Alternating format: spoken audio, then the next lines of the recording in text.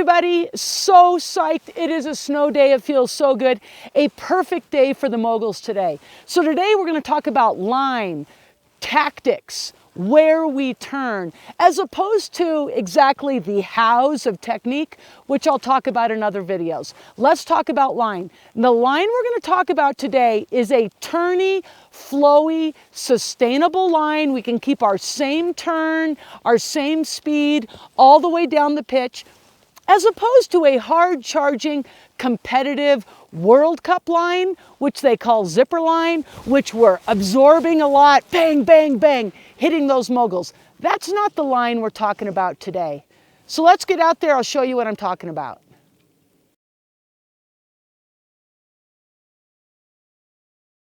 All right, so for the anatomy of a mogul, I've got a pretty long mogul right here, all right? So here's what happens.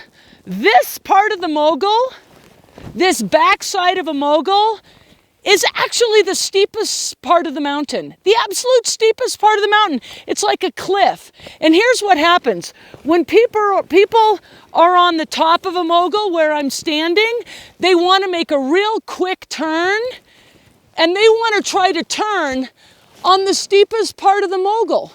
And look at my skis. See the high edge angle that I'm on? What I know as an alpine ski racer, when you have high edge angle, you go fast and you carve. And that's not how I want to handle bumps. What I want to do with bumps is I want to make a big turn and find the neighboring bump over here and use the neighboring bump to shape my turn. It's surfy, it's a little bit bobsleddy, and look at how my ski is not high on edge, but it's flatter.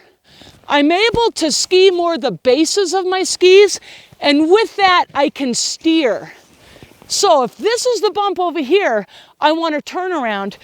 I'm steering out to the neighboring bump where my ski can be flatter, and I can really shape that turn. So let's give it a try.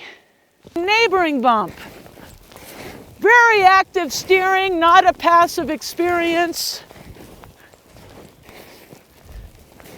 So when we go down, we're looking for where we're going to turn. We're going to find the neighboring bump so we can kind of surf up on the neighboring bump where our skis are a little flatter, and we can actively steer and then find the next neighboring bump, surf up on that bump, actively turn those legs. It's a part of the equation. Now, it's not a perfect system because the moguls aren't perfect.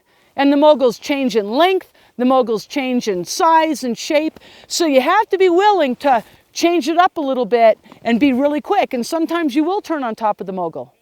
And sometimes you're going to have to make a really long shaped turn because the mogul is long. And you can't be too anxious to make a really quick turn and turn right back into the back of that mogul.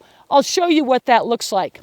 This is a real long bump right here, okay? If we're gonna reach out to the neighboring bump, it requires kind of a long, smeary type of turn.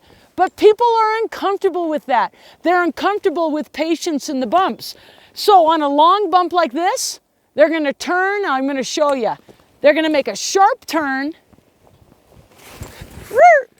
and ski right up and into the bump.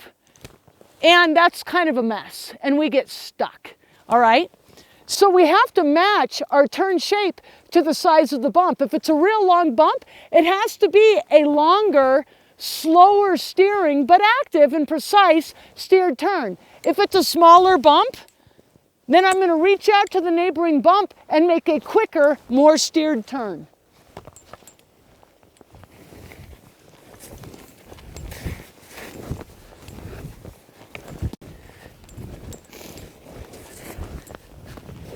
So people, when they turn around bumps, let's do an example right here. They're going to turn around this bump right in front of us, and they're going to hang out on the back side of the bump, really high edge angle.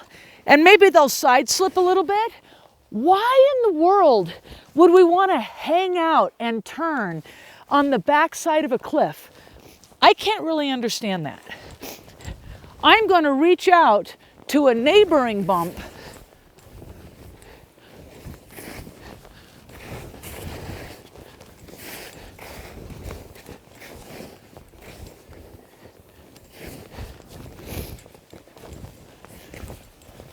So when you're on groomed terrain, you turn wherever you want to turn. There's not really an obstacle or a feature that dictates where you have to turn.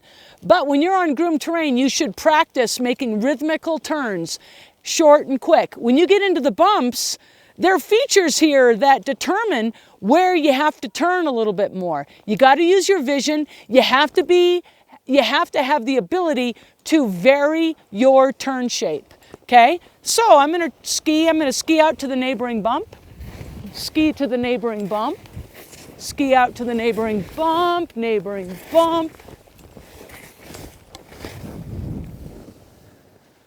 That's fun. Okay, you guys, so there are so many different ways to go about moguls, and it's a little bit like the English language and an accent. There's different accents. This is one way to go about it. It's my bias. I love it. It's sustainable. It's fun. It's flowy. We got the top of the bump. We got the back side of the bump, which is like a cliff. It's really, really steep. And then we've got the neighboring bump. So if we can use our vision, see the neighboring bump, try to get our skis bobsleddy up on that neighboring bump and actively steer, then we're in good shape. Now, we have to be flexible because there's different size bumps, there's different shapes bumps, and that's lifelong learning. We'll just keep it going. Have fun.